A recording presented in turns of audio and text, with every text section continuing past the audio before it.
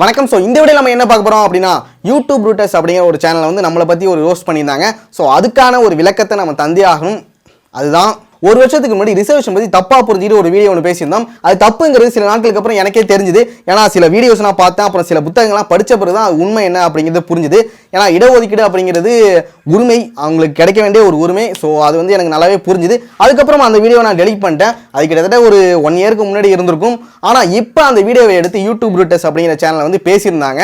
கிட்டத்தட்ட 3000 சப்ஸ்கிரைபர் இருக்கும்போது ஏன்டா இப்படி ஒரு கிரிஞ்ச பண்ணணும்னு சொல்லிட்டு தூக்கி எறியப்பட்ட ஒரு வீடியோ அது. அதை எடுத்து இப்போ பேசியிருந்தாங்க. பட் அவங்க பேசின விஷயங்கள்லாம் கிட்டத்தட்ட உண்மைதான்.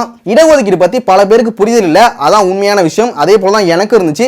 உங்களுக்கும் இடஒதுக்கீடு பற்றி சரியான புரிதல் இல்லைன்னா நான் ஒரு சில வீடியோஸ்லாம் கீழே வந்து டிஸ்கிரிப்ஷனில் கொடுக்குறேன், அப்புறம் கமெண்ட்ஸ்லையும் பின் பண்ணி விட்றேன். அதை பார்த்து தெரிஞ்சுங்க. செகண்ட் ஷோ அப்படிங்கிற ஒரு சேனலில் உள்ள வீடியோ தான் அது. கிட்டத்தட்ட ஒரு 39 நிமிஷம் இருக்கும். ஆனால் அது பெரிய லென்த்தான வீடியோவாக இருந்தாலும் அது வந்து உங்கள் எல்லாருக்குமே ஒரு முக்கியமான ஒரு வீடியோ. அதை கண்டிப்பாக பாருங்கள். என்னை பற்றின அந்த வீடியோவை வந்து பார்த்ததும் நானே வந்து கமெண்ட் பண்ணேன். இது போல் அது நான் தப்பு தான் ப்ரோ, அது வந்து நான் அதை டெலீட் பண்ணிட்டேன் அப்படிங்கிற கமெண்ட்டையும் பண்ணேன். ஆனாலுமே ஒரு சில வந்து அதை புரிஞ்சிக்கவே இல்லை.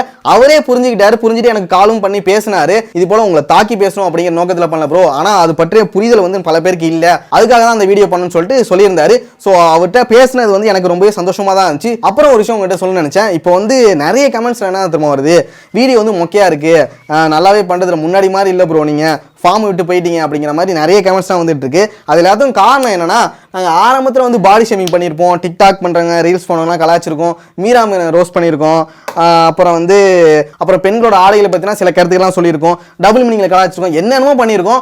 பட் அதெல்லாம் ஒரு சில விஷயங்கள் தவிர்க்கலாம். சரி, இதெல்லாம் வச்சு குறைச்சிப்போம், இதெல்லாம் தப்பு அப்படிங்கிற விஷயத்த நாங்கள் புரிஞ்சுக்கிட்டனால நாங்கள் கொஞ்சம் கொஞ்சமாக குறைச்சிக்கிட்டே வந்துக்கிட்டு இருக்கோம்.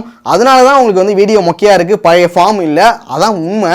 இன்னொரு உண்மையை சொல்கிறேன். ஆரம்பத்தில் நாங்கள் ஒரு கிரிஞ்சு இருந்தோம். சரி, அதெல்லாம் வேணாம், இப்போ கொஞ்சம் கொஞ்சமாக குறைச்சிப்போம் அப்படின்னு சொல்லிட்டு வந்ததுனால தான் இப்போ வீடியோ எல்லாம் உங்களுக்கு கிரிஞ்சாக இருக்குது. ஓகேவா? அப்புறம் நீங்கள் மீராமனை மட்டும் தான் ட்ரோல் பண்ணிட்டீங்க, உங்களுக்கு ஒரு வேலையே இல்லையா அப்படிங்கிற மாதிரி ஒரு காமனான கமெண்ட் இருக்குது. மீராமீனை பற்றி ஏன் நம்ம ட்ரோல் பண்ணிக்கிட்டு, மீராமீதனுக்கு வேணால் ஒரு பாசத்தலைவனுக்கு பாராட்டு விழா மாதிரி பாசத்தலைவிக்கு ஒரு பாராட்டு விழா வச்சிடலாமா? செஞ்சலாம் சார், சிறப்பாக பண்ணிடலாம் சார், அடுத்த வீடியோவில் வேணால் பண்ணிடலாம். அந்த மாதிரி கமெண்ட் பண்ணுறவங்க என் மேலே உள்ள கானில் கமெண்ட் பண்ணல, மீராமீதன் மேலே வெறித்தமான பாசம் இருக்குது அவங்களுக்கு, அதனால தான் கமெண்ட் பண்ணுறாங்க. அதனால் அவங்களோட கோரிக்கையும் நிறைவேற்றப்படும் கண்டிப்பாக. அப்புறம் கடைசியாக ஒரே விஷயம்னு சொல்லிடுறேன். என்னன்னா, நாங்கள் நிறைய தவறாகவும் பேசியிருக்கோம், அதுக்காக மன்னிப்பும் கேட்குறோம். அது மட்டும் இல்லாமல் நம்மளோட வீடியோ வந்து மொக்கையாகிறதுக்கான காரணமும் அதுதான். ஏன்னா நம்ம வந்து சில விஷயங்களை திருத்திக்கிட்டே மாற்றிக்கிட்டே வரும்போது கொஞ்சம் மொக்கையாக தான் இருக்கும். பழைய விஷயங்களை நீங்கள் எதிர்பார்த்துட்டு இருந்தீங்கன்னா கண்டிப்பாக அது கிடைக்காது. அதனால் சொல்லிட்டேன் முன்னாடியே. அப்போ டபுள் மீனிங் சாங்ஸ்லாம் வராதான்னு கேட்டிங்கன்னா அடுத்த வீடியோவே அதான்.